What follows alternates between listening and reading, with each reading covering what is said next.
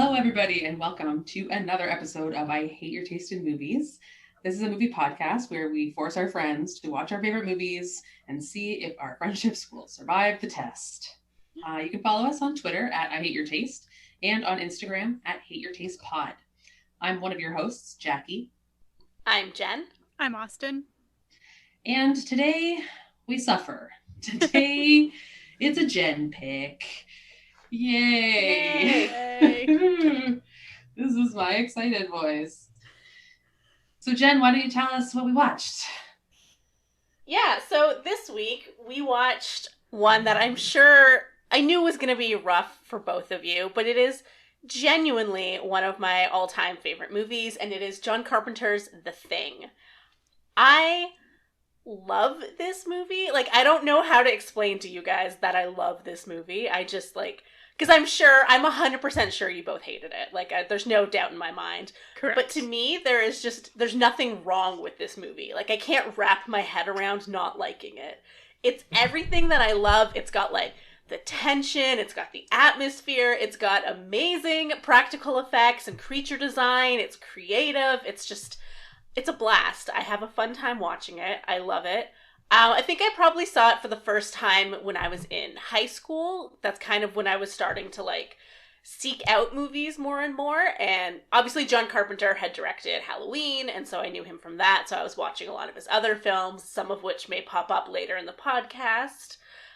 So you guys can get excited about that. But The Thing I just thought was so good. It's just so good. And it's weird because at the time of its release, I'm sure this will come up in Austin's trivia, it was kind of really poorly reviewed and poorly received and didn't do well at the box office, but kind of since then has been seen as a masterpiece and one of his best films. And so that always blew my mind because I can't imagine people watching this in 1982 and hating it because I think it's so good. But I'm going to hear from you guys about people in 2021 watching it and hating it. So it'll be a fun learning experience. I'm wearing my Outpost 31 shirt right now, so it's got the little husky on it.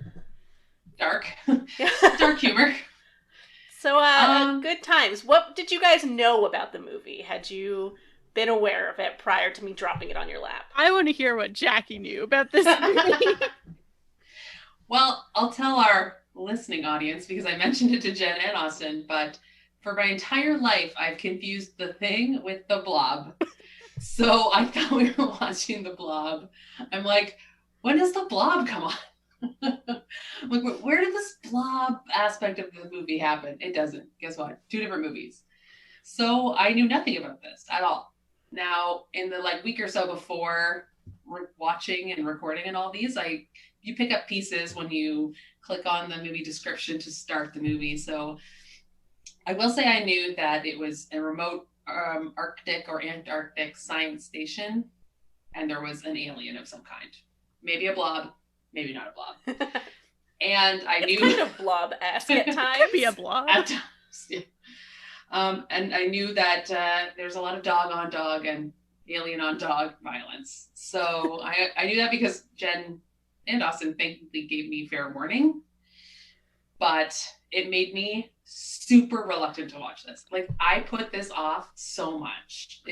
I was dreading it.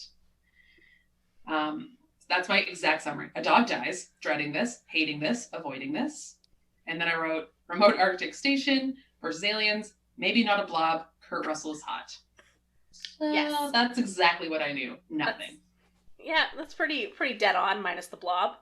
Austin, I think you probably had more of an idea of what this was. Yeah, I knew what this movie was about. I think this is definitely one of the movies that I was actively not looking forward to watching because I knew enough about it to know it wasn't going to be for me. So yeah, I also was very reluctant to watch it. I wrote pretty much a pretty decent summary. I wrote a group of scientists are stationed remotely in Antarctica when something starts to possess them. Everyone's super paranoid, but who's possessed? Kurt Russell becomes the leader, and at the end, we're not supposed to be sure whether he's possessed or not. See, I like your use of the word possessed. I know, I couldn't think of the word.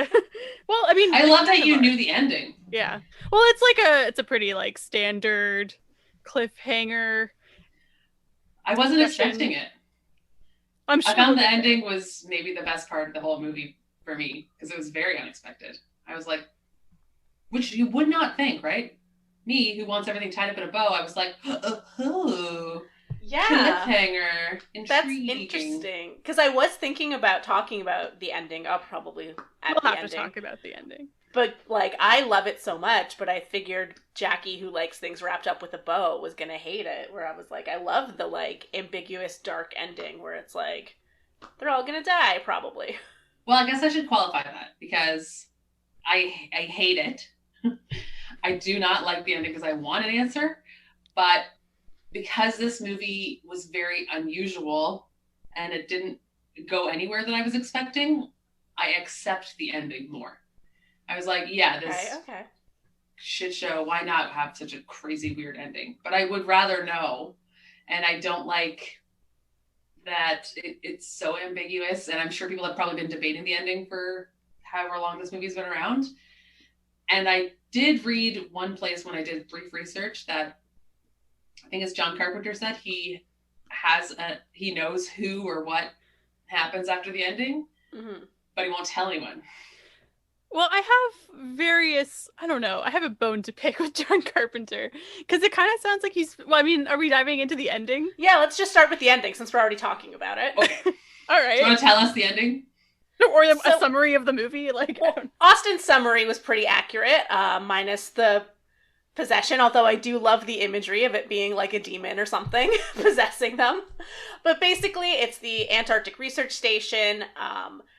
They're an American base. Nearby, there had been a Norwegian base. The movie starts with the Norwegians sort of chasing a dog onto their base, and then the Americans, keep the dog and kill the Norwegians, thinking that they're being good guys. Turns out that was a bad idea because the Norwegians had unearthed the thing, an alien life form that can kind of inhabit and take the form of anything.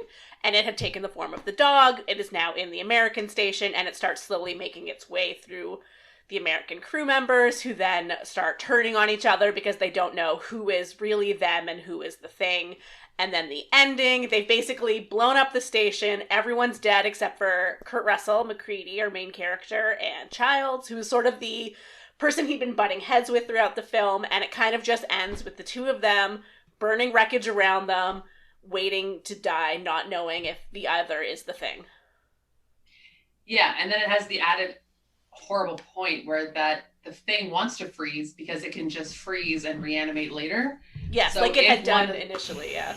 Yeah, so if one of them is the thing, then humanity is doomed. Yeah. That's upsetting. I don't like that. So, Austin, you said you had a bone to pick? Well, it just sounds like John Carpenter can't decide what he thinks happened at the end of the movie. And I don't know, maybe there's something to be said for that. But from my research, I guess it's a video game. I guess in the video game, they're revealed to have both been human. And then John Carpenter at one point endorsed the ending of the video game and considered it canonical.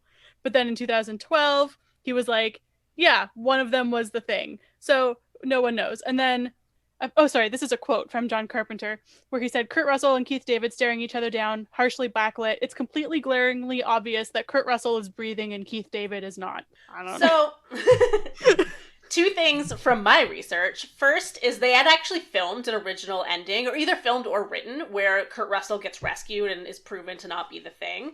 They ended up scrapping that because they thought it tied it up too neatly with a bow and they wanted a more ambiguous ending. Sorry, Jackie, I know that's what you wanted.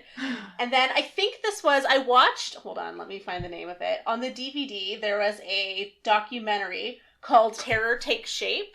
That's sort of like a behind the scenes talking thing like that. And I believe it was there where they talked about the breath, because Keith David's character, there's no breath from the cold, whereas Kurt Russell does. And a lot of people have jumped on that as proof that he's the thing or whatever.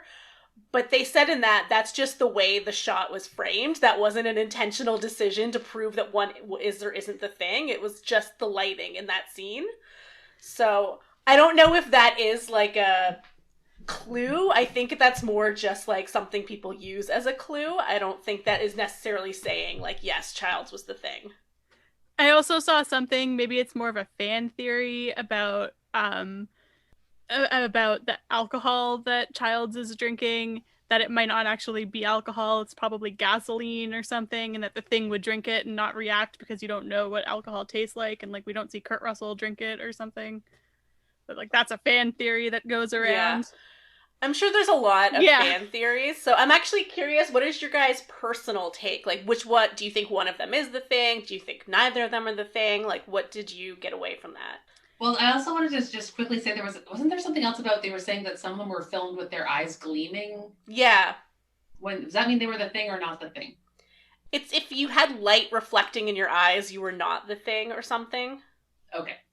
Sorry, just wanted to clear that up because I couldn't remember what the thing was they said. Anyway, back to the ending.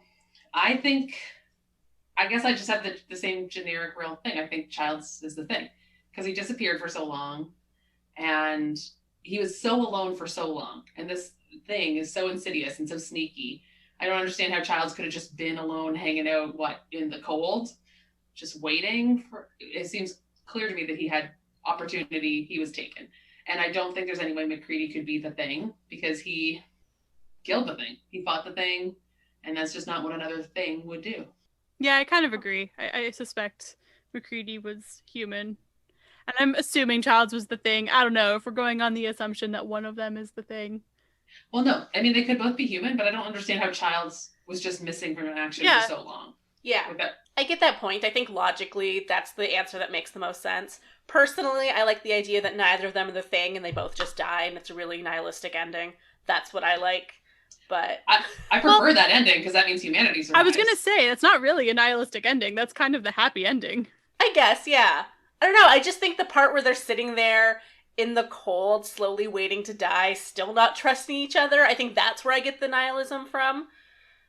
Big picture, you gotta think big picture. But big picture, they save humanity in that version, unless, of course, someone comes to clean up this mess and digs out more stuff from the Norwegian ice. Yeah, which they will. Although, in theory, the thing could be the one pilot that was piloting this UFO, right? Sorry, you know the UFO that crashes in the beginning? And they say that the thing gets, ejected from the thing? The thing. Yeah. The thing gets ejected. This is going to be a very confusing episode. But yeah, so it seems to me that maybe there were multiple alien entities, but they were sproinged in different directions, but I feel like it was the thing, and that's it. Now that the thing is done, we good. Humanity equals not possessed. All right, that's a very optimistic, take. I need it to be. Yeah. My whole thing about movies is I need it to be not so sad, or I will just cry. So I guess since we started with the ending, should we go to the opening? That's what I was going to say. Yeah, let's go back to the beginning. I hated this movie on sight. I think this movie has the worst opening to a movie of all time. Agreed. Austin sent that to me. She's like, prepare yourself for the worst opening. And I was like, what could this be? And it was terrible. A terrorized, frightened, alone dog running through the snow, exhausted, trying to get to safety while some dick in a helicopter tries to shoot him. I was like, but it's go dog, go. It's not a dog, it's the thing. It's an alien. But you don't know that. You don't know that. I know that. You know that as the viewer. No, I know now. I didn't know at the time. I was like, why are they hurting that dog? And the dog's still cute. And I'm sorry, even if it was the thing and I knew it was a thing, I'd let that dog come up to me and be like, you're so cute.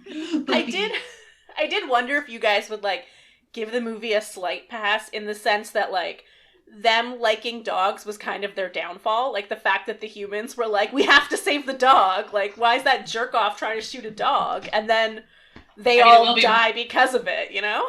It will be my downfall, so sure. We've long said that my dogs will eat me once I die in my house. We know that's true. And it was smart of the thing once it is in dog form and it's trying to escape the helicopter when it finds more humans. It acted very dog-like. It jumps up and it's licking their faces and they're just oh my god, you're so cute. I love you. Well, that's the thing. So when the thing takes dog form, is it a dog? So it has a higher consciousness still? Is it thinking I have to act this way because this is how a dog acts? Or is it a dog and it's just warmth, humans, shelter, food? Good question. I take it as the thing is always an alien and it's always aware of what it's doing and it just has the exterior of what it has assumed. So it's thinking, I have to act like the dog, but it is not the dog. So you think it has the dog's quote unquote memories and instincts? Because how would an alien know what a dog acts like? Well, I guess it probably also was able to observe the dogs before it took them over. Interesting. Okay, well, let's just get into all the questions I have. I'm so confused about the thing itself. Okay, I'm not sure I will have answers for all of these. So I did read that this is kind of jumping ahead to like the blood test, but I think it ties into our questions about the dogs. That there was apparently a lot of discussions on set about whether someone would know if they were the thing or not.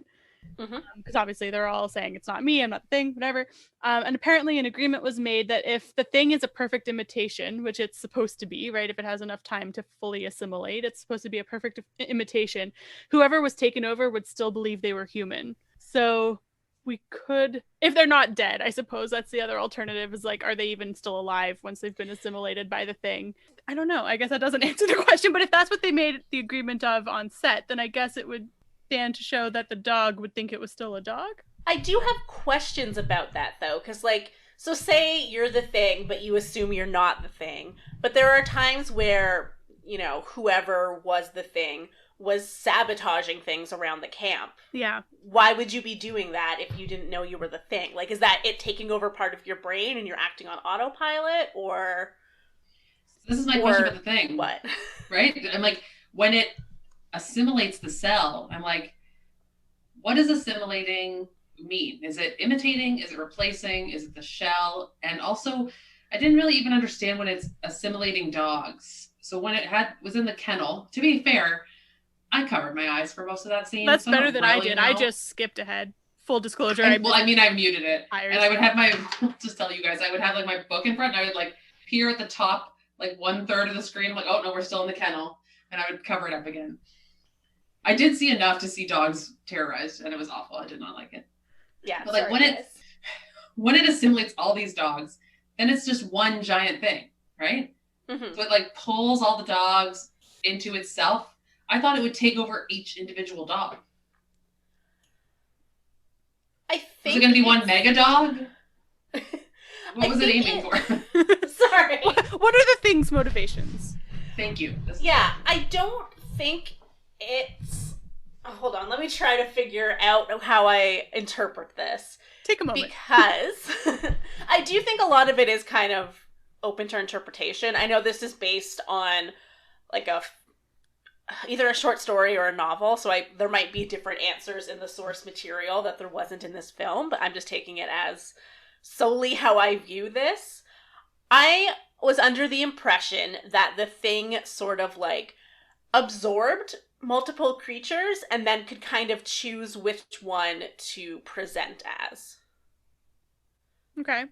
So it would have, so like, say it takes over me, Austin, and Jackie. If it wanted to, it could look like Jackie. If it wanted to, it could look like me. If it wanted to, it could look like its natural form. Ugh, you know? Don't choose that. But then there was I think like at one point, you know, Palmer and Windows were both simultaneously the things. Mm-hmm. And like if they were talking about how each cell of the thing is an individual living thing. So I'm like, why aren't they just like, they have to infect everybody and to take over the world, right? 27,000 hours is the predicted time frame before humanity's wiped out by the thing. So wouldn't it be like shooting off cell spores to take over other things? Why is it trying to take 7 dogs into itself at the same time? I don't think it shoots spores. I think it does that where it kind of like gloops stuff together and then can break off into separate pieces. Like sort of when you get to the autopsy scene where like the head is removed and it's its own living creature, whereas the body could have been its own living creature. You know what I mean? Like it has to kind of like split and then they could each become another thing. So do you think it was taking all 7 dogs in and then they would have all separated out into dogs again? I think, yeah, it could have. Or it could have just been the one mega dog. No, I think it was gonna suck them all in and then split out as other dogs. That's a lot of thinking about dead dogs. Right. That's really gross. I wish, honestly, the dead dog stuff would have almost been more acceptable. It wouldn't have been acceptable, but more acceptable if they weren't penned into this cage and like desperately trying to get out while this thing blob. Yeah, I didn't see any of awful. that. That's actually because I watched it before you guys did. Like, for the podcast, I was rewatching it before you guys did, because I know you were both putting it off. And during that kennel scene, there's one dog that's kind of like desperately trying to escape, and I was like, they are going to struggle so much with that dog. That's like the that one thing I saw, and I was like, yeah, no, he's like whimpering and he's like pawing at the door, and I was like, they're going to come to my house and murder me for this. I mean, I thought about it. The thought crossed my mind. Yeah. There was a lot of awful dog Yeah. death. One dog gets shot. One dog is like acid burned. It's like, yeah. I didn't check, but tell me there's like a no dogs were harmed in the filming of this movie at the end. No dogs were harmed in the filming of this movie. Are you sure? Is there a Yes. statement? Okay, the main, like, half wolf, half husky dog, I think, was like a famous dog actor. He's been in a bunch of movies. So. I will say, he's a great actor. He was. Very ominous. He's very creepy. Totally. Yeah. Great dog. His eye contact, like looking around and thinking, seems human. And they said, again, this was in the making of documentary I was watching. They said, like, that dog, the main one, was half wolf, and that's why it's got that kind of primal intelligence that makes it look a little scarier. So they said some people on set were kind of like iffy with it, but I'm like, he was a fucking great dog. When he was like stalking down the hallway looking for someone. Totally. Good dog acting. Which is so weird because that ends up being Clark, right? And they're all suspicious of Clark because he's the dog guy, and they're like, he had so much dog contact and all this, and he wasn't the thing. So it's like, why did the thing not take Clark when he had so many opportunities of time alone with him? So like, what is the thing thinking? Why isn't it just like taking any opportunity it has? Do you think it understood that Clark was a friend of the dogs and didn't want to? Clark maybe would it needed be a threat. him. Yeah, he would protect them. Yeah. Oh, interesting. Or even like, if say everything went normal and they never realized they were the things, Clark would be the one to bring the dogs with them to humanity or something. Like, I don't know. I think it's very smart. Didn't like it. Interesting. So then are we saying that a lot of the time, it's not exactly fresh in my memory, but like, so we kind of interrupt the thing more than once before it's finished assimilating. Like there's the first time we see the human who's like not, is it Bennings? Is it him? That's the first person that we see, where he's not fully assimilated yet because he's not himself, but he's not the thing either. But so I guess we kind of see that multiple times, and so that's what we're assuming happens with the dogs. So like that makes sense if they would maybe protect Clark, to be like, he's our best bet at like getting to civilization or getting to more people, so we won't attack him. But they just got interrupted before they could finish their full dog assimilation. Yeah, I guess, but then at the same time, it's like, why did they just assimilate everybody immediately, and then you'll still have a Clark?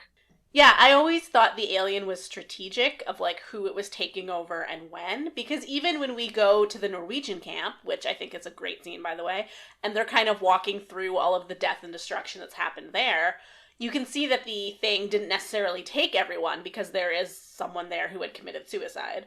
And then there was also the two Norwegians who escaped on the helicopter to kill the thing. So it didn't choose everyone. It was able to get its way through the camp and then get out of the camp. So it's kind of just taking what it needs to survive and not wasting any time getting kind of the extra people.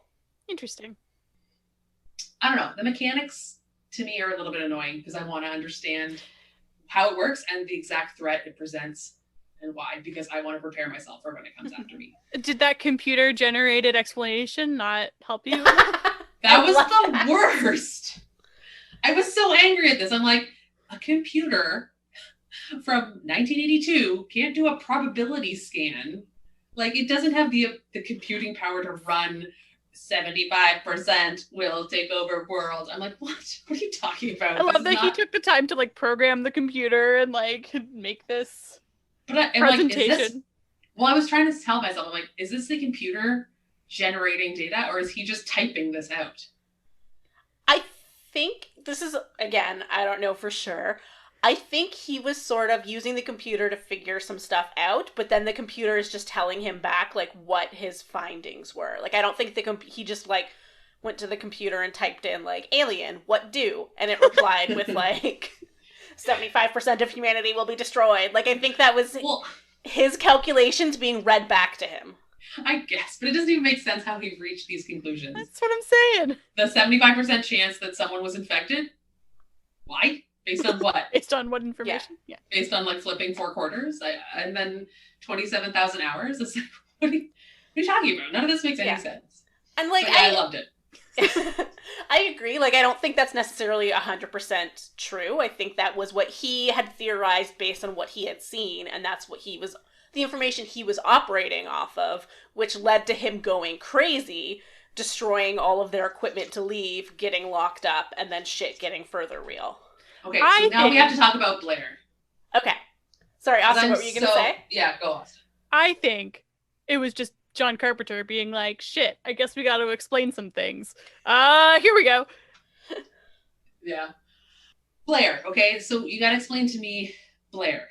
He finds out this knowledge. They're obviously all drinking heavily at all times. So yes. I'm trying to view this through the framework of they're all drunk. But he decides that instead of telling anybody what's happening or what he suspects, he just starts smashing every computer, every communication device. And you can tell he's doing it so that they don't risk spreading the thing outside their camp. So it's good motivation.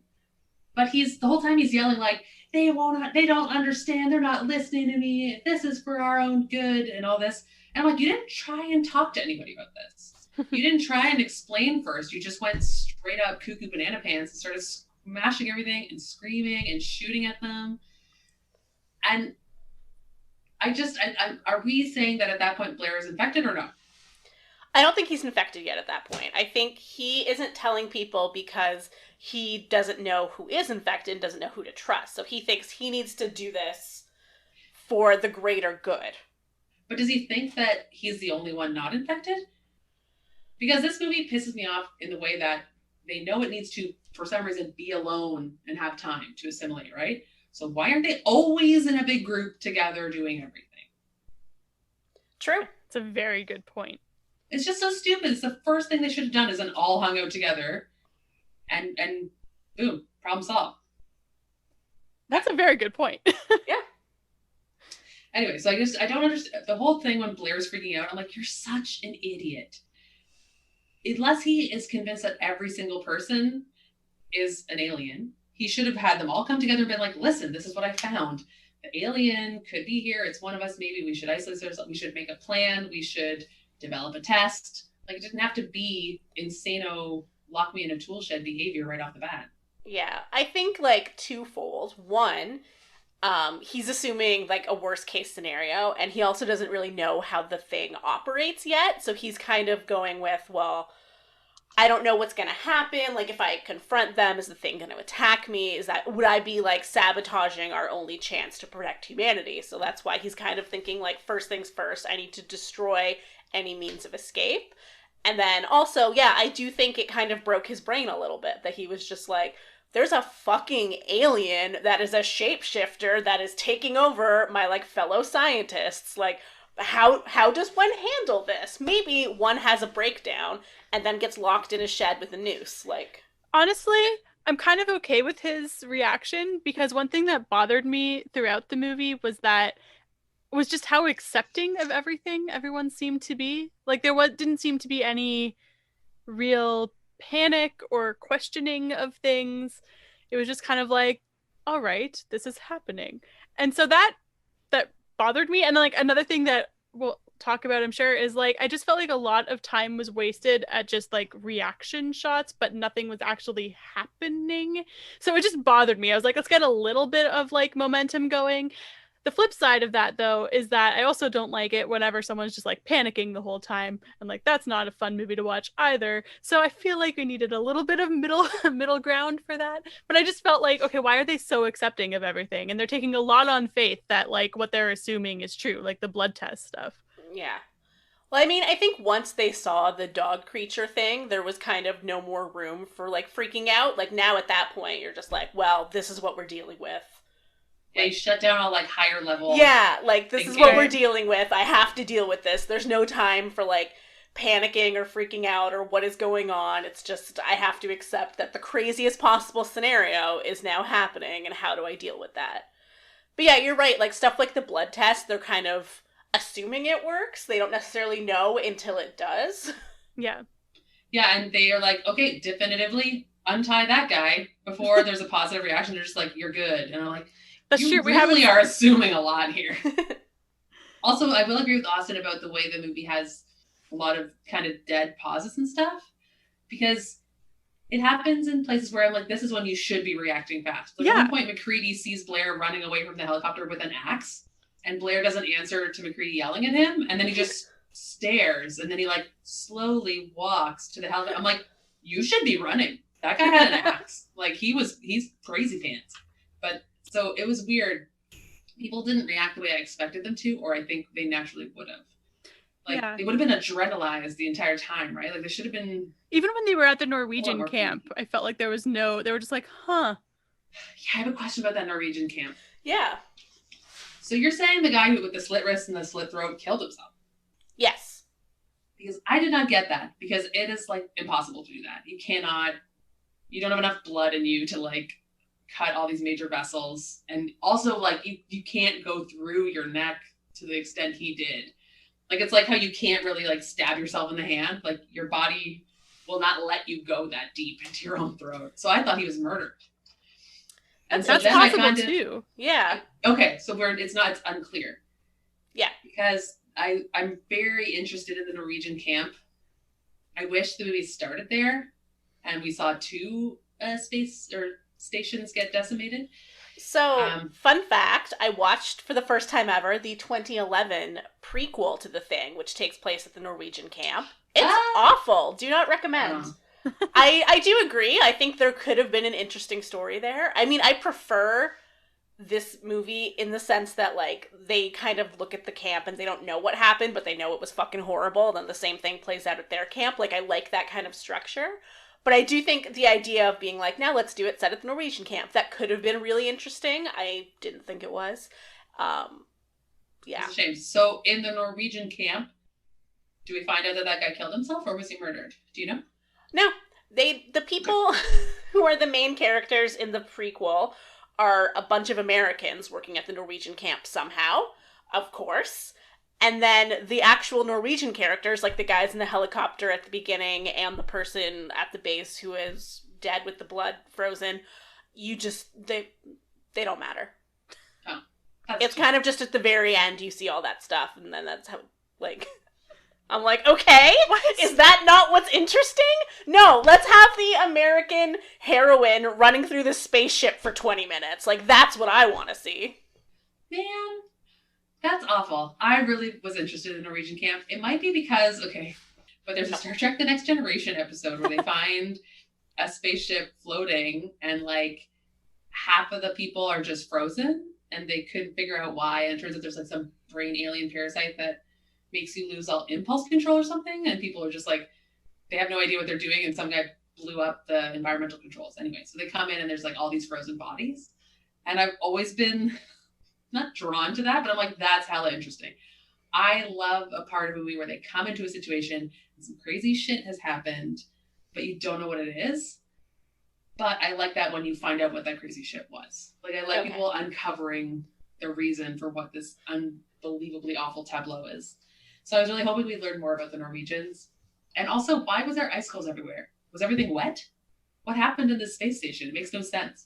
Why don't we call it a space station? It's a science station. Well, there's Also, aliens. I understand the confusion. Side note, what is this American station? There's not like a single scientist there.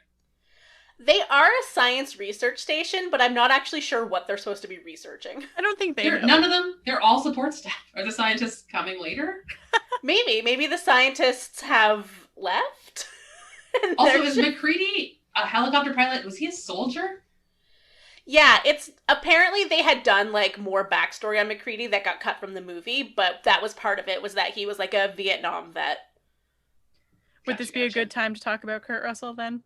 Yeah, he's hot in this movie, right? Just disagree. Disagree as well. Wow. Disagree. Didn't do he it is for so me. hairy. Sorry, Jen. Shocked. It's weird. I think Childs is better looking. I mean, nothing wrong with Childs. I'm down with that too, but Kurt Russell looks good in this movie. I don't know. I do like his bomber jacket. I'll say I like that look. Mm-hmm. But no, I don't know. Maybe I think I don't have a very good Kurt Russell feeling. Like, I'm not really like remembering any roles where I was like, that's a dude who's cool. I'm just like, ugh, Kurt Russell. I like that he's with Goldie Hawn, but I don't know anything. Like, I have no positive feelings towards him, so I don't. I'm not All inclined to right. consider him hot. The big, like, burly, hairy look doesn't really, I don't think, has ever really done it for me, so. At least that is weird though, because that's realistic. Everybody in this movie should have had a beard, no matter how terrible it looked. Like, you're in the Arctic, you grow a friggin' beard. It's true, stay warm. I don't get why no one else had a giant bushy beard. And I just didn't understand. I knew everyone was there to be cannon fodder essentially because they were all didn't have important jobs and were dicks. All of them were such jerks. I'm like, yeah, right. Palmer's dead immediately. Windows, you can go to hell. Like all you were just useless and making stupid snide comments. So I think I knew right in the beginning that this wasn't going to end well for anybody except maybe McCready. But I was very confused. I'm like, why are you here? Why is this motley crew in Antarctica? You're not doing anything except for drink and smoking a ton of weed. What is that about? Everyone's just like getting high all the time. I'm like, you're not doing work. Yeah, that one, like, stoner guy, I'm like, how much did you bring with you to the Antarctic? Because, like, you don't, like, there's no supply there. Like, you would have had to pack that in your helicopter, like, in your go bag. But yeah, I did have that thought when rewatching it this time where I'm like, I don't actually know what they're supposed to be researching. Like, what are they in Antarctica for? Yeah, it's not important. Yeah. I wanted to know. I'm like, what Yeah, is it, weather station? And why are the Norwegians there too? Like they just happen to be down the hour away? Like, why? What are you doing? It's weird because for some reason I always assumed the Norwegians were looking for the alien, like they somehow knew it was there and that they had knowledge of it. The prequel, of course, does not go that route. They're just there for some other science reason and happen to find it. But then, yeah, I'm not sure why I assumed they were there looking for an alien. Okay, so this brings up another question I had. In the beginning of the movie, Windows is the radio guy, and he's trying to contact all the other bases because Gary's like, contact the other bases. And he's like, I haven't been able to get a hold of anyone out here in weeks. Mm-hmm. So to me, I was thinking that there are multiple bases and they've all already been taken over by the thing. I was thinking at least like 5 other bases if they've gone dark, right? So do you guys think that's a possibility, or is it just that the radios are shit? I thought it was just that there was a storm coming and that has affected the radios because they keep talking about like the storm's coming, the storm's coming. That was the reason why they weren't getting through.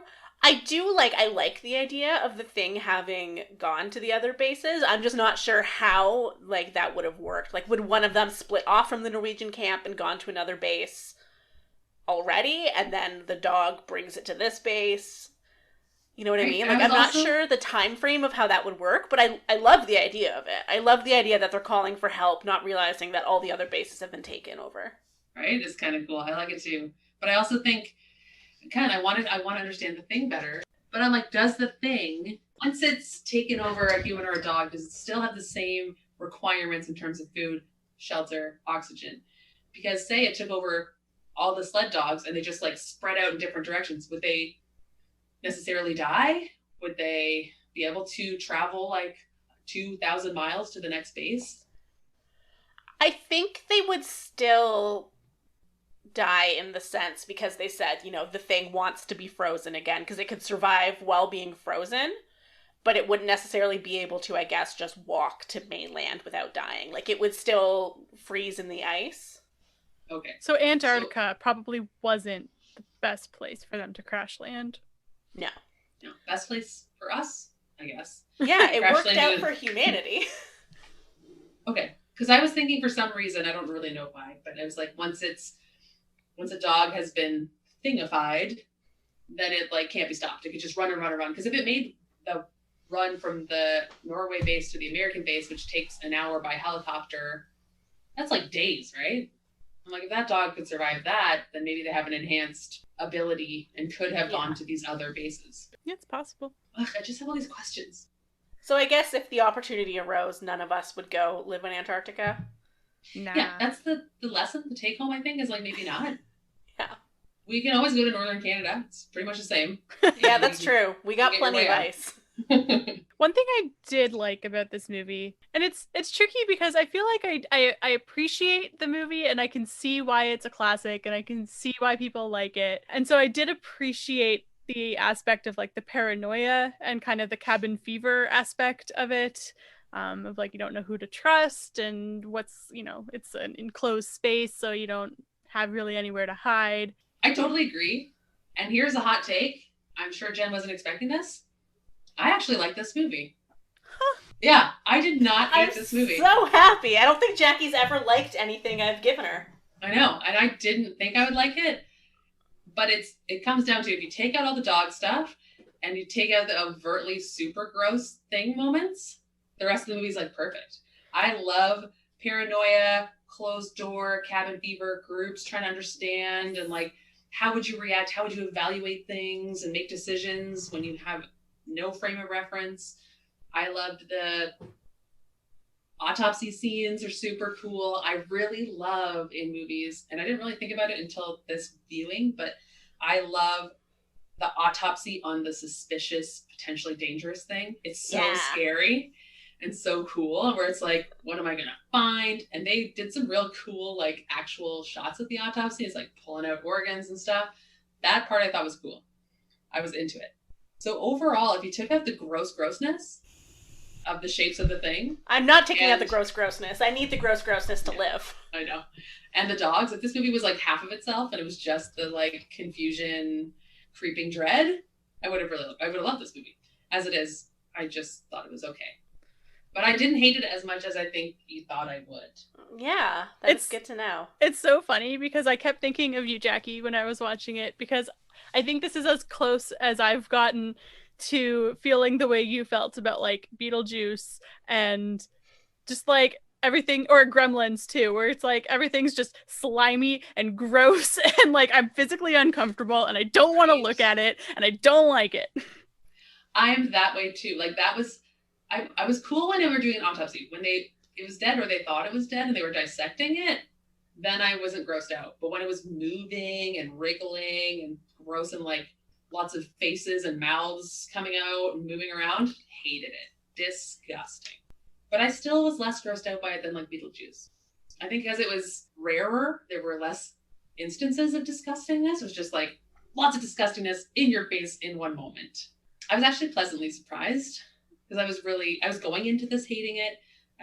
Thought I was going to know exactly how I was going to feel about it, and it did surprise me. Like, it is enjoyable. So Jen, if you're keeping track of my things that I like, give me more atmospheric. Also, I don't know why, maybe it's because I'm reading so many Nordic thrillers, but like set in cold areas and snowstorms and isolation stuff. Like, I love that stuff too. Yeah. Okay. It's funny because now that I'm starting to learn like what's okay with each of you for horror movies, they don't seem to overlap. Nope. So I'm always going to be fighting with one of you. So true, right? The only thing that unites Austin and I is our general hatred for horror movies, but then it's completely split. It's funny because, yeah, this is the first Jen pick that I think Jackie kind of likes, and it's the first one that I just straight up don't. God, we're so interesting. Yeah. We should have a podcast, you guys. Okay, so the other thing I was going to say, this is actually stupid. Cut this. I was going to say Clark is me, and my last name is Clark. I'm the one who would definitely die trying to protect the dogs. Oh, me too. And yeah, so Austin and I are Clark, but I'm more Clark because my last name's Clark, well, so fair. I win. That's actually interesting. When you said, like, oh, I'm Clark, I was about to be like, ooh, fun game. Which one would you be? But you're right, you guys would both be the dog guy. Yeah, for real. Who would you be? I don't know. Part of me thinks I would be Childs because I'd be the one who's just like angry and suspicious of everyone. But then also I might be the roller skating cook guy who's just listening to Stevie Wonder and not giving a fuck. That was the best. I love when the guy's like, turn it down. He's like, okay. And he turns it down.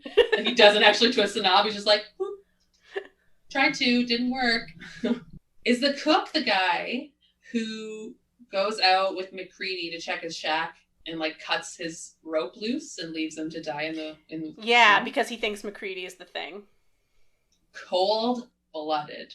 Literally, figuratively. Yeah, it's so like interesting, like you were saying, like the sort of paranoia and not trusting each other. Like, I love that because we mostly see it from McCready's point of view, but if you were watching this movie from anyone else's point of view, like they would be the hero and like McCready would be a villain and other people would be a villain. You know what I mean? Because everyone's acting in their own self-interest because they can't trust anyone else. So if you had dropped the camera on any other person, like, it would just be a totally different movie. That's a good point, because I guess, like, I know they dropped those hints that that turned out to be a red herring that McCready is the thing. But yeah, I never thought that, and I don't know if we were supposed to as viewers. Like I can see why they would think that, but I don't know. Maybe it's just because it's like, oh well, it's Kurt Russell. Like they're not going to kill off Kurt Russell. I don't know Kurt Russell's level of fame in 1982. Forgive me, but like, would people have thought that? I don't think so. I don't think we were supposed to think he was the thing. I think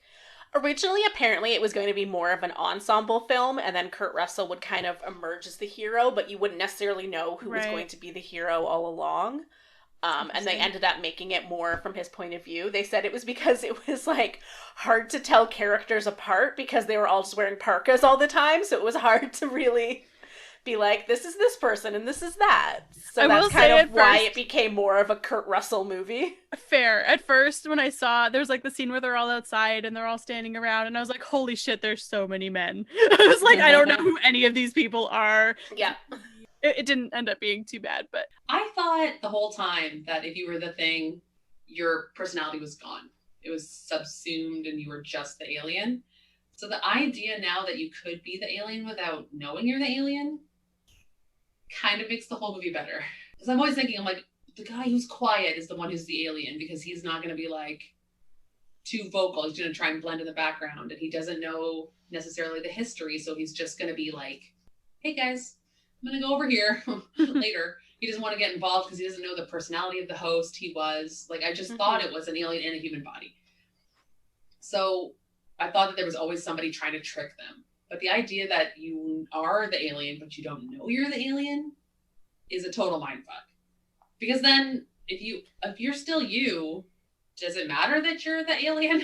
Like, what's the downside if you're still you? Jen, take it away. See, no, I was just gonna say that's why I always thought that you, like, the alien was, you know, wearing you as a suit, and it could access kind of like your memories or whatever, but it was still the alien, and it was working towards an alien purpose. Like, that's why, you know, when they were gonna first plan the first type of blood test, they needed the untainted blood that was in a storage freezer, and then someone went and destroyed it, and then they had to find a new test. So it's like, the thing knew that they were planning that and went and destroyed that blood. So, like, someone did that, so it had to have known it was the thing in order to go do that to protect itself. You know what I mean? So that's why I'm like, I kind of always thought the thing knew it was the thing. That makes the most sense, honestly. Yeah. Well, I saw it online, someone pointed out that, and I didn't go back to watch it myself, but in the scene where, I don't know what character, but when he turns into the thing and his head comes off and it's like a little spider head, and it's like kind of sneaking out of the room, and apparently one of the characters like sees it, and luckily, and another person sees it and reacts, but the first guy who sees it didn't say anything, and he turns out to be the thing later. That's Palmer, yeah. Okay, that's Palmer. So like, it does make sense that it's like bodes well for him as the thing afterwards to be like, oh no, don't know, like I can't, you know. Yeah, let's talk about that scene. Yes. I actually, like, I liked it. I don't know how to say this. I don't understand you, Jackie. I know. I think it's really friggin' cool the way the doctor dies, even though I respect the doctor, and I'm like, he's a cool dude. He doesn't deserve this horrific death. But, I mean, if you've seen this movie, he's giving CPR to someone they assume has a heart attack, and then his chest just disappears and turns into a mouth, and on the downstroke, his hands sink completely into the mouth, and then it bites both of his arms off.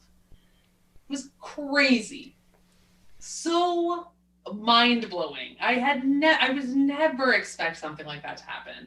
I randomly watched a YouTube video a while ago, and this is what Jen hates about me, is that I'll watch YouTube videos about movies that I haven't seen, and so then I'm not as surprised. But I did watch a YouTube video about some of the special effects in the thing before I knew that we were going to be watching it, and that was one of them. And they hired an amputee. They hired someone with no arms. I was going to tell you the special effects from that scene. I'm sorry, tell me how it works.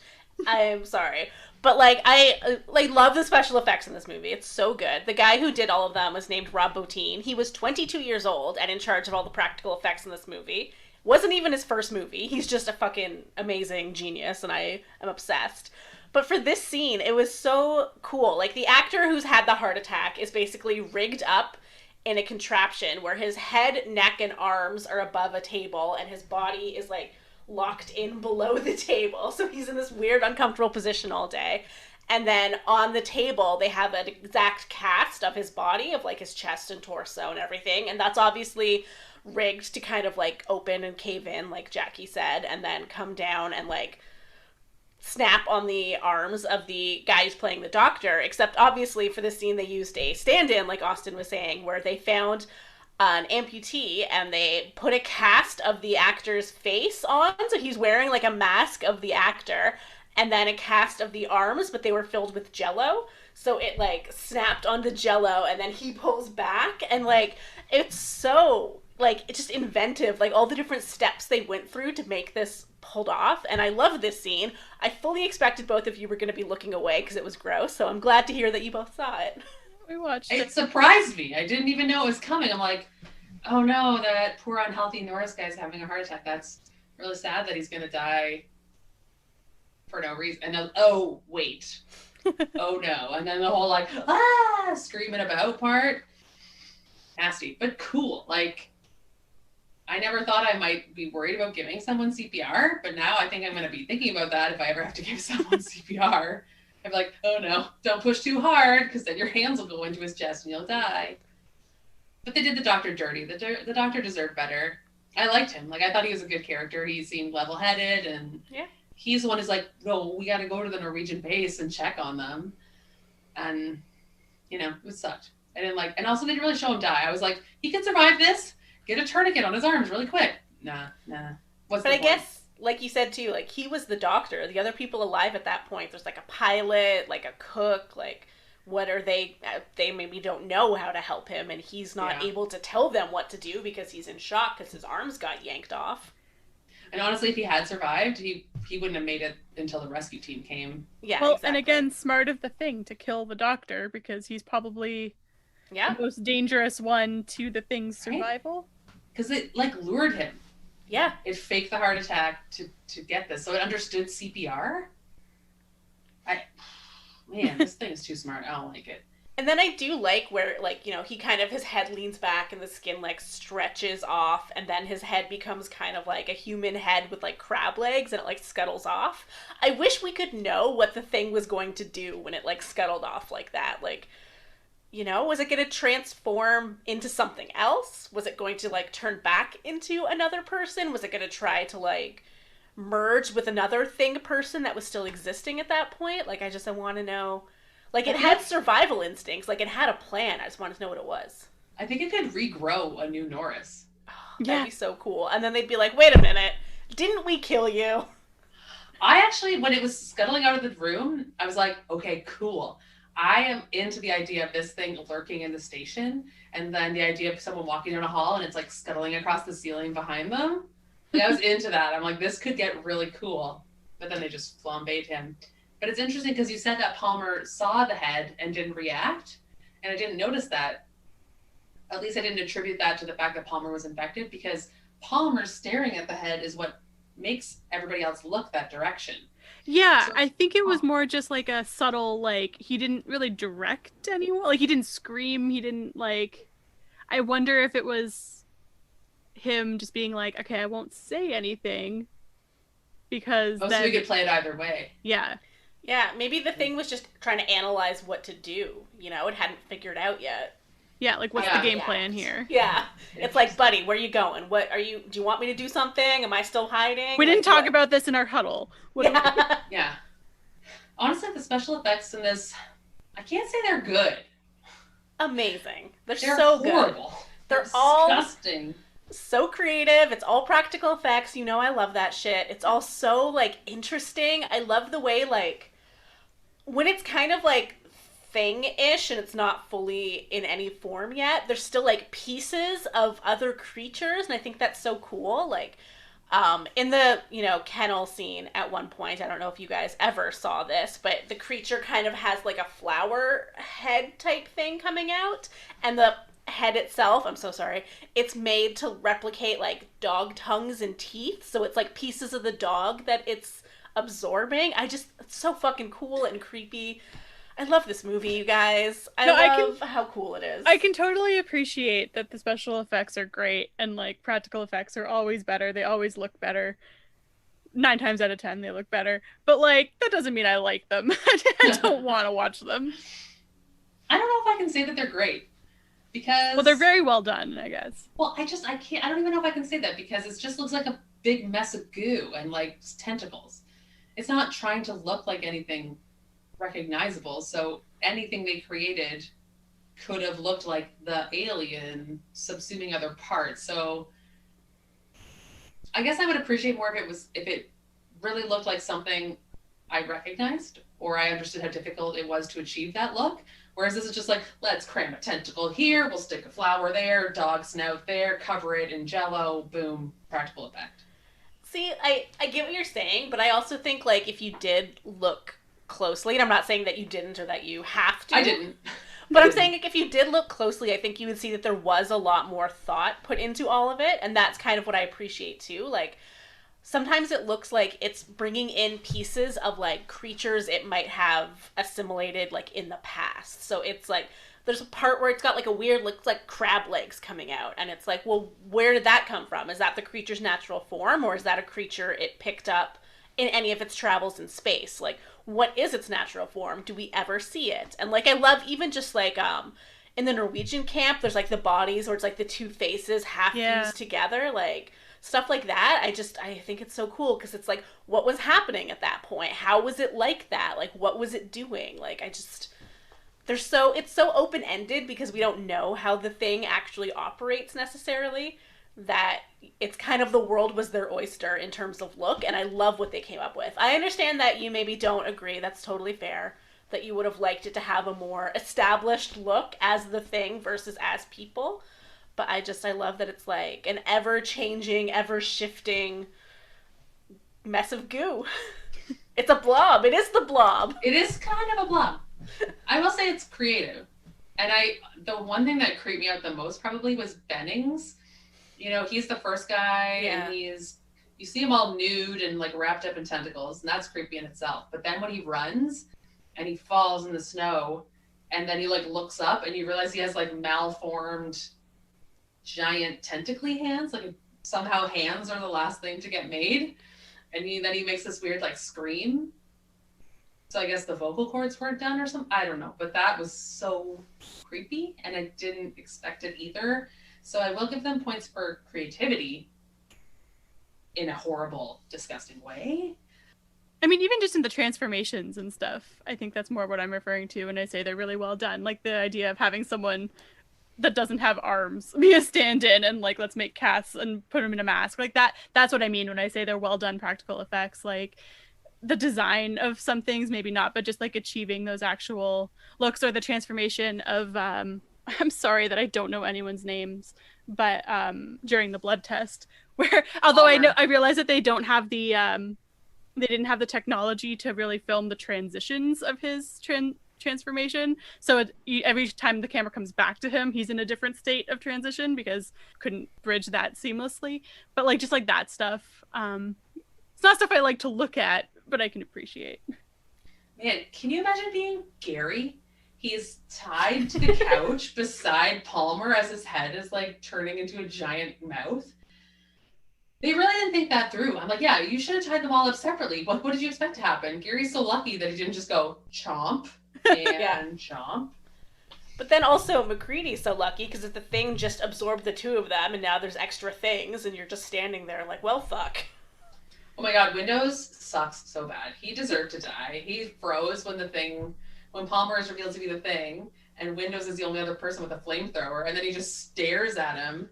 The blood jumps out of the petri dish. Immediately, you should start processing. You don't need a good 3 minutes to be like, what should I do about this? 3 minutes for me to stare at the cool practical effects and you guys to hate it. But then this is a whole other question. So you can die and become a thing, right? Do you mean like, does the thing need to be in a living body? Yeah, like say it comes up across a dead body. Can it become that body? Don't think so. Okay. For some reason I thought it could, because in my mind, Windows is killed by his head being chomped apart, and yet he becomes a thing. Right. Okay. I think it was when it was like chomp, it was already starting to assimilate him. Like, so it wasn't just like, I'm killing you and taking you over. It was kind of like, I got you, and now I am like turning you into a thing. So I guess they do have enhanced abilities then, because you wouldn't be able to survive that if you were just a human. Yeah, I don't know. Interesting. Or maybe it doesn't really have that. Maybe it's to a degree doesn't have that much forward thinking. It's just like assimilate this. It's currently alive. Not like maybe it won't work out in the end, but we'll still try. The thing just does what it wants to do. The thing's gonna thing. Yeah, because I do think like you maybe die in the assimilating process, and then it's kind of like reanimating you in a way. So then you would know that you were dead. Do these questions have answers? Like that's kind of what I'm curious about. Like how much of this was actually established by the filmmakers? I'm sure a lot of it was, and we just don't have that information. I don't know. Gimme. I don't know if I believe that. Well, from my research, there was a lot of stuff that got cut. There was a lot of backstory and a lot of explanation, and then there was also things that they were trying to keep intentionally vague.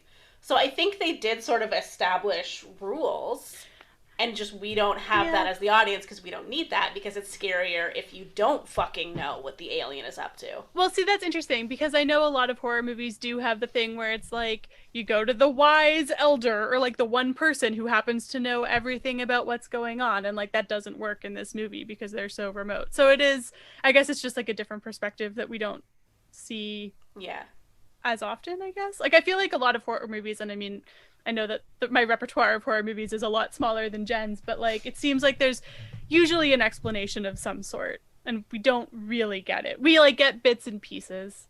Yeah. And so I think doesn't do well for Jackie. Yeah, I think in this movie, again, I love that. I hate when movies tell me what's happening. Just let me figure it out on my own. But like you need the information to figure it out on your own. I know, but that's why like we're having this discussion, because we all are taking the information that the movie gave us and trying to figure it out on our own. But I also think like in terms of this movie, like you said, Austin, like there's no one they could go to for an explanation, because A, this alien has never been seen before, so like who would randomly know how it works? Yeah. And then B, like they're remote, they can't contact anyone else. Even if there was like, you know, sometimes in movies they'll do this terrible thing where they're like, I'm going to go to the local university and ask the expert there. And it's like, who is an expert on this?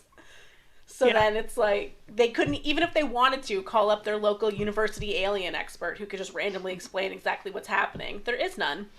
I want answers. I don't need to know every single thing. Like I will say, not knowing is, you can't know everything or else you know how everything will end. But I want to understand at least a bit. And I don't like when it's like, oh, we got lucky and we just figured it out. I hate that. I want people to come up with solid plans and execute them to win. Right. Well, again, I think they did come up with plans. Whether or not they won is just up for debate. Okay, what is with the plan of burning the entire station down? Why would they think that's a good idea? Because if anything was alive, but if anything was alive, it would die in the fire. Yeah, but it doesn't matter. Just go outside. Yeah. Like, why would you burn down your own shelter? I know you, like, okay, fine, you want to die, but, like, that's not solving your problem. The thing will literally just go outside. So why did they burn it down? Like, you have a better shot gathering everyone, all living people, shooting yourselves. Boom, problem solved. But instead, you're going to set it on fire when it'll just literally walk out the door and be like, thanks for killing yourselves. I'll go freeze in this field. Bye. Yeah, but I think it also comes down to, like, I know your plan, they're all in a room together and they all shoot themselves. Like, no one trusts that anyone would do it. So you'd be like, okay, we're all going to shoot ourselves. Like, you first. No, you first. No, you first. But say you're McCready, you've done your blood test, and you know that you're not the alien. It's mass murder time. It's true. It's not burn it down time. He could. But I guess that's... Yeah. But then it's also, like I said, movie from someone else's point of view. Child's at this point. McCready's like, okay, I got the plan. I shoot you all, and then I live. He's like, okay, now this is a movie where I'm hiding from a serial killer. Interesting. Yeah, I guess. But if you all pass the test, right, and you know you're not aliens... Right, like gather the people that you know pass... And assume that you haven't been separate at any point in time, because they could get taken over if you turn your back for a second. Why? Why do they ever leave each other? Yeah, so if we were in this situation, if we're in the science station in Antarctica and there's a thing, What are you locking yourself alone in a room hoping the thing doesn't come near you, or are you being stuck to everyone being like, no one walk away from me because I don't want to have to deal with an alien, like we're See, all together, I'm keeping an eye on you? I need to start prepping for these questions because I know every time Jen's like, and how would you react to this situation? Is what I want to Minimum know. group of 3 at all times. Yeah. The blood test is very sketchy to me because I'm like, I get it. Once it works, you're right. Then you know. But before that, they're just like, okay, I think this is true, as Kurt Russell, the non-science man, non-UFO specialist. He's like, I believe this thing to be true. And then he's like, you've passed a test. Here's a flamethrower, and you're on time. I'm just like, okay, you're acting a little rashly. So I'm hoping we would be able to come up with a more immediate, definitive test.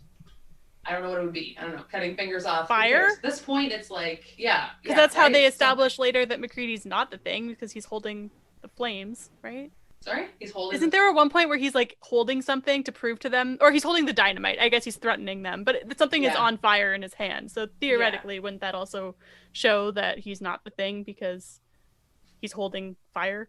Well, he's holding like a lighter. I don't think it's hurting him. But could the thing hold a lighter? I think so. I think it just couldn't be on fire. Yeah, I don't know. I don't know if we ever see do we ever see a thing hold a flamethrower? I don't think so. Interesting. I'm just saying that might be another, maybe a slightly safer or more reliable test. I don't know. There's just got to be a better way. You're destroying everything, but you don't definitively know that the thing was in there. Like Childs, for example, or that other guy, Knowles. Like, how people just disappear and we never know what happens to them. And I'm like... Yeah, which I also like. I think there are a couple characters where we just don't see if they live or die, so maybe they're the thing and they've gone out into the ice to freeze already and we just don't know yet. Right, but isn't that... I hate that aspect too, because I was like, what's the point of any of this? But again, this is like I said, it's very nihilistic and I like that. I dislike. I want to know. And then it doesn't make sense. Everything they do, all their actions are so reactionary. And then they try to make a plan, but it's a terrible plan. And then a lot of it involves leaving people alone. We're just like, what? Like, I don't understand what they're thinking, which that's something that will take me out of a movie immediately. If I don't understand why they're doing what they're doing, or it seems to go against previously established character traits, then I'm just like, well, then forget it. None of this makes sense. Goodbye. Yeah, I get that. And I'm the same way, like, if it really, I think, is outside the realm of logic. But I don't find that in this movie. I think even if their plans aren't necessarily great, I understand why they think it's right. You know what I mean? Yeah, I think I agree. I think they're working with the best knowledge that they have, or the information that they have available to them. And they're also, like, panicked and scared and probably hungry and tired and, you know, that's true. Not thinking straight and cold. And drinking. Yeah. They drank a lot. Also, Kurt Russell pours a drink into a computer. I'm like, that seems wasteful. Oh yeah, he just destroys that computer because he lost at chess. Like, good job, jackass. Can't wrap my head around these things that are meant to be unknowable and scary. I'm just like, explain it to me. Yeah, and that's fine. That's just how you approach movies. Like you've said before, you like good guy, bad guy, you like clear motives, you like endings. Totally fine. I love movies where it's all ambiguous and weird. So I get that some of my picks will be pushing you outside of what you want in a film. All of them, I think, is clearly... They challenged me. Man, this was so hard to watch. I will say that. Yeah. Oh, one other aspect of this that I haven't talked about yet that I found very frustrating, I think, was the score. Would now be a good time to talk about the score. I do want to talk about the score. This is interesting. I didn't like it. I thought that it was like relentless and very, I don't know, I just thought that it didn't really reflect what was happening. Like it didn't reflect the action. And I feel like a good score is when it's like complimentary or it's like foreshadowing what's going to happen on screen or complimenting what's happening. But I felt like it didn't seem to be doing anything. Like it wasn't like, it was just one level of intensity the whole time, and so it didn't like ramp up when it was about to become an action sequence. It was just always these like loud droning chords, I guess. And so I thought it was like super repetitive, super drawn out.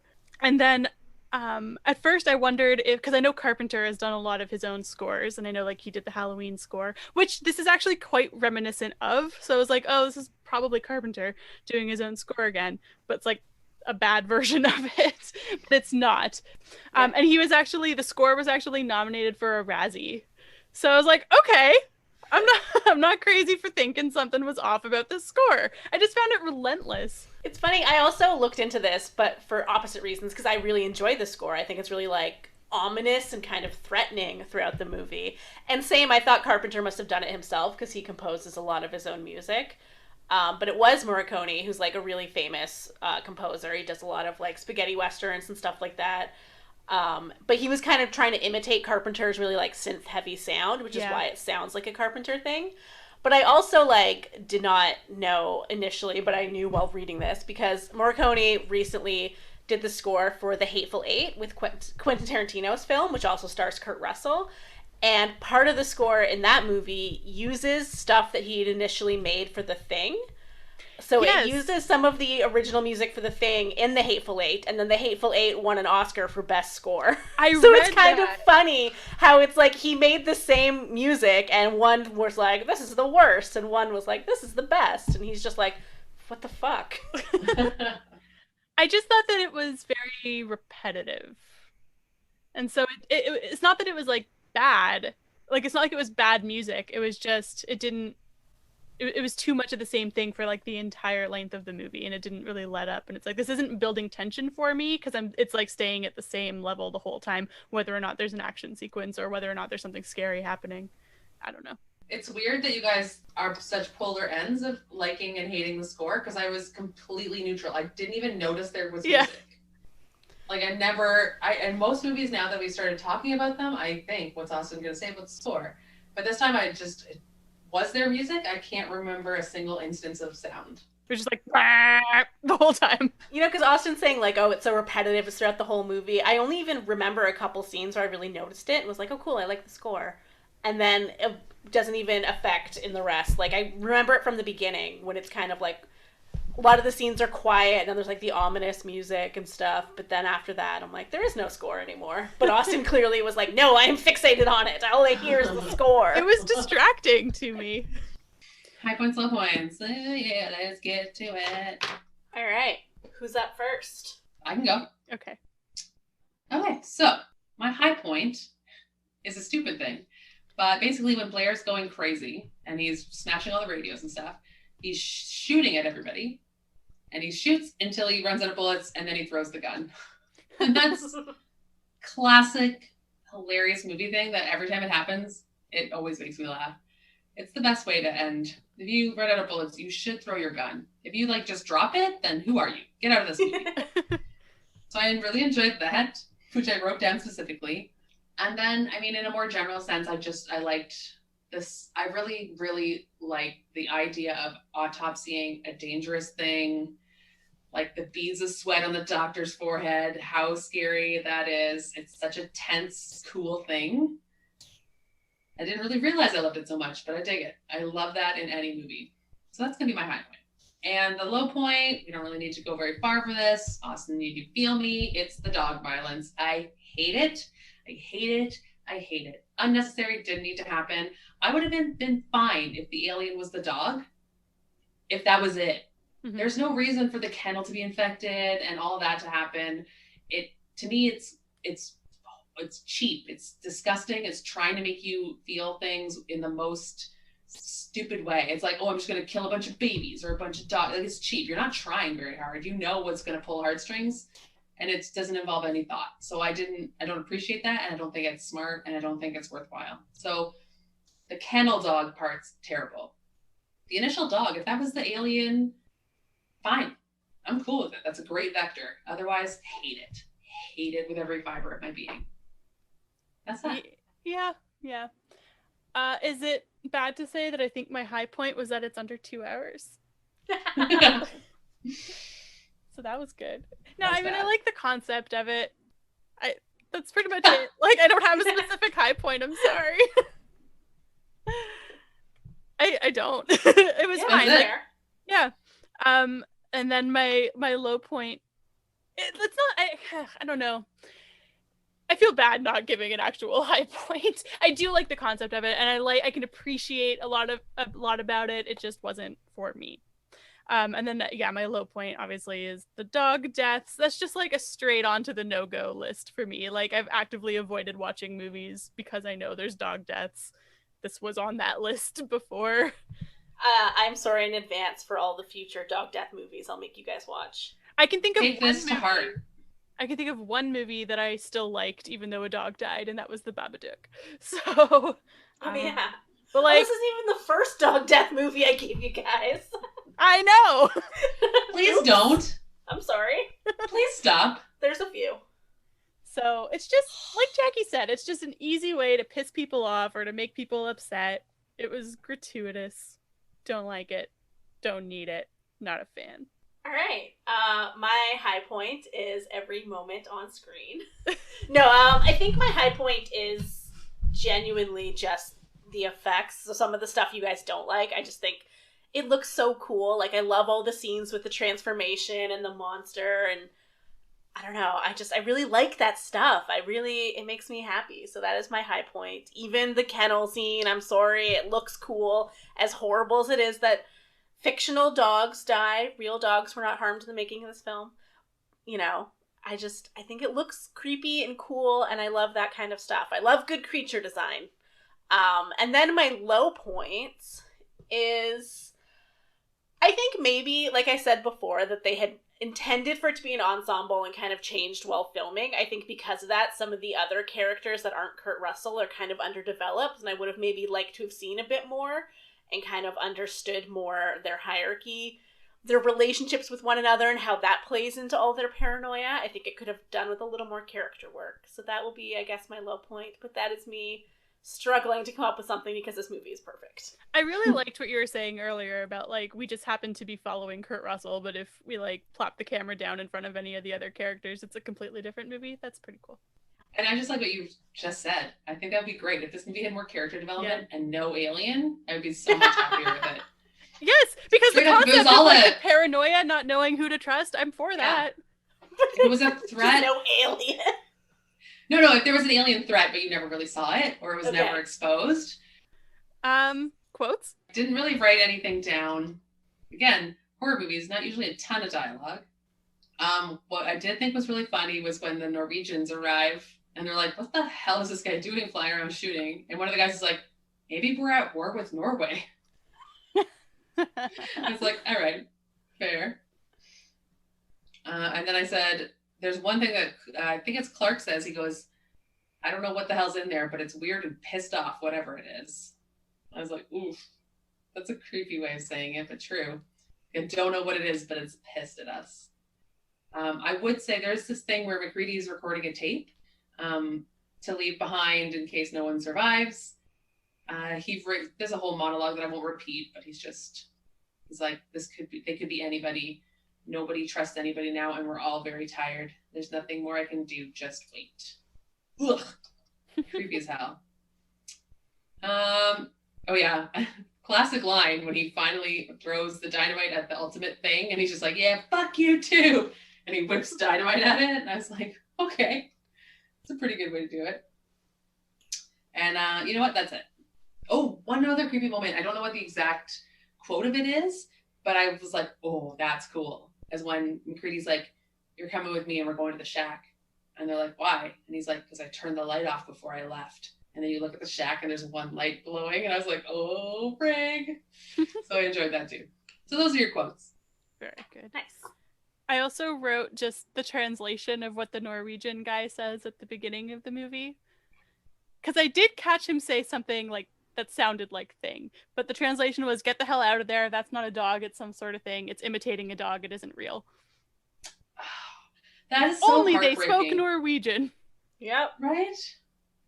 I was actually kind of choked up about that when you understand. I'm like, that poor frigging guy, he's trying to save you.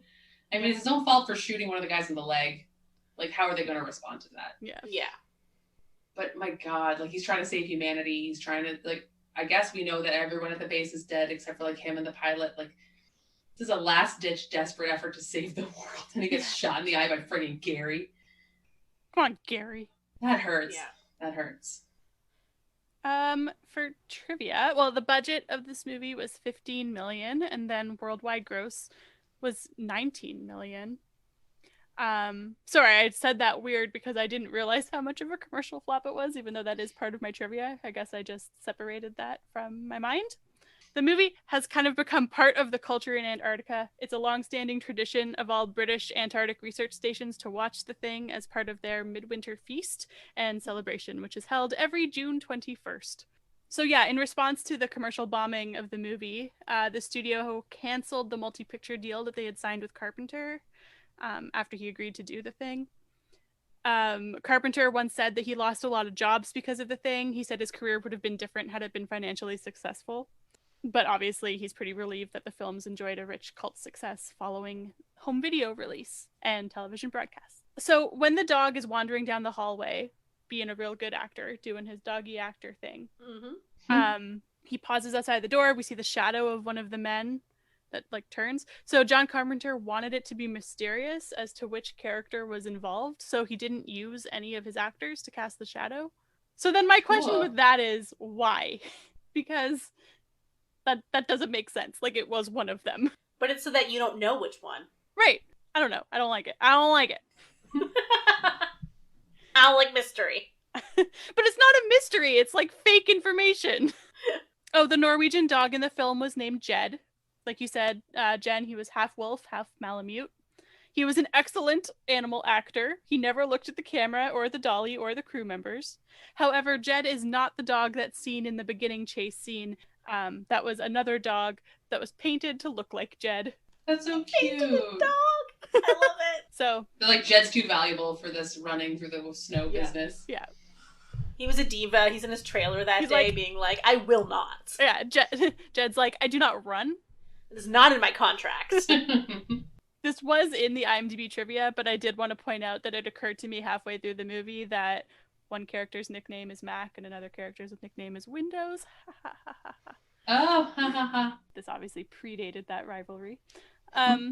So part of the fear instilled into The Thing came from the AIDS epidemic that was making itself known around the time of the filming. The idea that you couldn't tell who was infected just by looking at them, only blood tests would reveal it, was not lost on John Carpenter. And the British Columbia town of Stewart was chosen as the main location, as it is the snowfall capital of North America. Nice.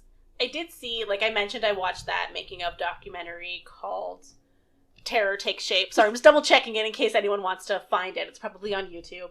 But they talked about filming in BC in that town, and the way they built this sort of science station was actually like, so that when they filmed it, it was blocking the trees in the background so that you wouldn't be able to see that there was like a forest nearby and that it was just snow everywhere. So I thought that was kind of a neat little production trick where they were just like, let's just pretend that there's nothing around. It's Antarctica now. It worked. Yeah. I don't know if you guys know this, but did they stay and live on location during all the shooting? So it was kind of like a little remote space station, but of a crew. I don't know for sure, actually. Yeah, I don't know. Why did I say space station again? Oh, yeah. Science station. Damn it. And I love science. Well, I love space. I don't know what's wrong with me. So Jenn, what else came out in 1982? Yeah, so 1982 was a good year for movies. One of the big reasons why The Thing flopped and was not well received is because the number one movie in America that year was E.T. So it was aliens are cute and fun and we love them, and then John Carpenter came along and was like, or they're gross and terrifying, and everyone was like, no, we want cute E.T. So that was obviously the number one movie of the year. There was also Tootsie came out that year. Rocky 3, I don't know how we feel about that in the Rocky franchise. Annie, Austin, was the 10th highest grossing film of the year. Hell yeah, it was. Yeah, hell yeah. Love that Annie. Unreleased episode. Oh, yeah. Yeah, and then Blade Runner also came out that year. So that was another, like, unappreciated at its time sci-fi hit that became a cult classic, much like The Thing, so. Question, is this your favorite John Carpenter movie? Probably. There are other John Carpenter movies that I like a lot, and we'll probably cover some more, but I think The Thing is my favorite. I think it's the only one I've seen, honestly. That's good to know. You will see a few more. I don't know. Why am I volunteering information? Ratings. Okay. Well, maybe Austin should go first because we know hers. Enjoyment, 1. I didn't like it. It was also like 8 a.m. on a Sunday morning that I was watching this movie, which is maybe not ideal thing watching time. Watching time. I mean, I wanted to like it. I can see why people like it. I've said this before. I can appreciate it, but it's not for me. So enjoyment 1. But then like quality, because of those, I feel like I have to give it a pretty high quality ratings. Like the effects are good, the acting is good. It's just not in my wheelhouse of enjoyment. So I'll give it like an 8 for quality, which is a very wide range, but I wanted to like it. I understand the appeal, but yeah. That's pretty reasonable. All right. I'm surprised on the quality, but I think you're right. Yeah. Not judging you, but you're right. It's swinging all over the place. Yeah. Although the score, shit, I just forgot about the score again. Gee, to knock it down and 7. I'm gonna give it a 7. Okay. Gotta revisit. Okay, I'll go. So I had a hard time deciding this because it's like I would like this movie if it didn't have the grossness parts. Like I would have loved it. It would have been like 9 or 10 out of 10. So I'm trying to factor in how much I hated those disgusting grossness parts. It's hard to parse it out. Enjoyment, when I gave it just with carte blanche right out of the movie, I wrote it down, I gave it a 6 out of 10, which is way higher than I thought. But the parts I liked, I really liked. And the parts I hated, I didn't hate as much as I liked the parts I liked. Yeah. You know what I mean? Like it wasn't enough to destroy. Math equation you got going. I know. The grossness parts weren't enough to destroy my enjoyment of the movie. And it wasn't scary. I didn't feel super scared. It was tense. It was atmospheric. It was suspenseful. It was paranoid, and it involved a lot of guesswork. And I like that. I didn't feel like something's going to really jump out or something's lurking in the shadows. Do you know what I mean? Like I didn't have the feeling of a horror movie that I don't like, which is that I am scared, I'm uneasy, what's going to happen. It was just like anybody could be it, but it's sneaky and it needs to be alone. It's not going to like violently attack you at any given time necessarily. You know, so I guess that's why I didn't feel the feeling I get of horror movies that makes me hate them, which is scared. And then quality, I gave it a 7 out of 10 because I know what you mean when you say the practical effects were good, even if I didn't like them.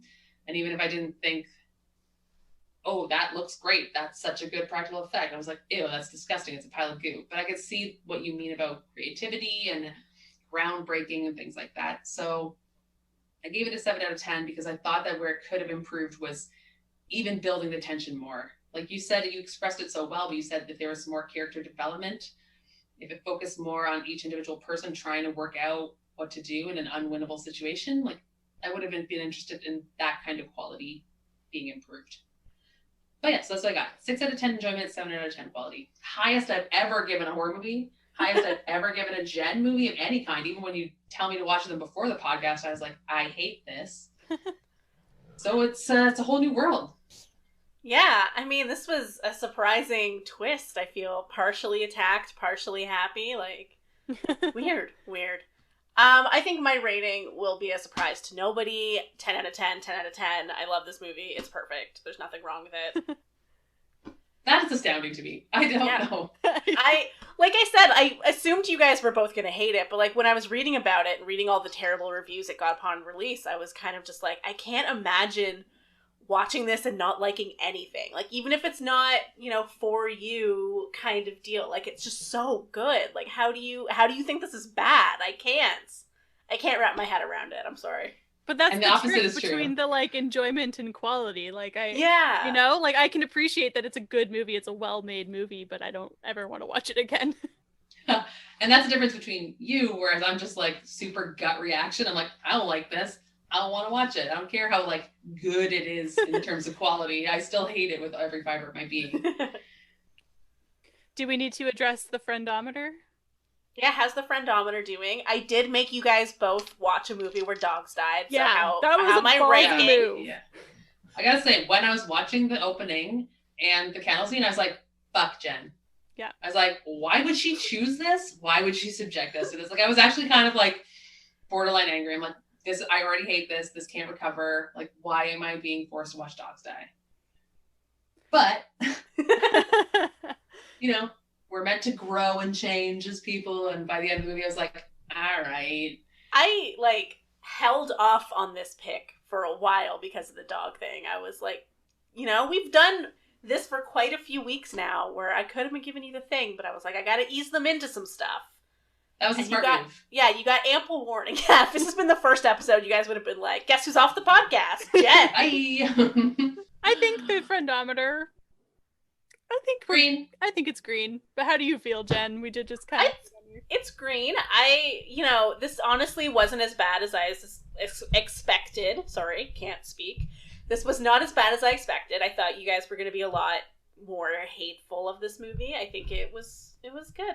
I think we're good. And I mean, even if you guys did hate it, like, you would just be wrong and that would be fine. Oh, God. Like, I hate when people say that. I'm okay with you guys having bad opinions. That's the whole point of the podcast. Now my friendometer is creeping. Okay. Creeping back. I'm sorry. We're all green. It's all good here. Okay. Yeah, let's leave it at that. This is a good point to stop. So Jackie, what are we watching next week? The Fifth Element. Next week, we're gonna get into Lilu Dallas Multipass. I can't wait. It's so good. Oh. That makes no sense to anybody, but it's part of the movie. So we're watching The Fifth Element. Okay, Jen's on board. All right. So thanks for listening. That wraps us up for The Thing. Next week, we're going to be watching The Fifth Element, and we'll see what happens. And so in the meantime, you can follow us on Twitter at I Hate Your Taste or on Instagram at Hate Your Taste Pod. We also have a website. It's IHateYourTasteInMovies.wordpress.com, and there is a link there to our merch. If you like what we're doing, please leave us a review on Apple Podcasts or iTunes. It really, really helps, and we're having a lot of fun doing this. So we look forward to hearing from you, and we'll see you next week. Bye.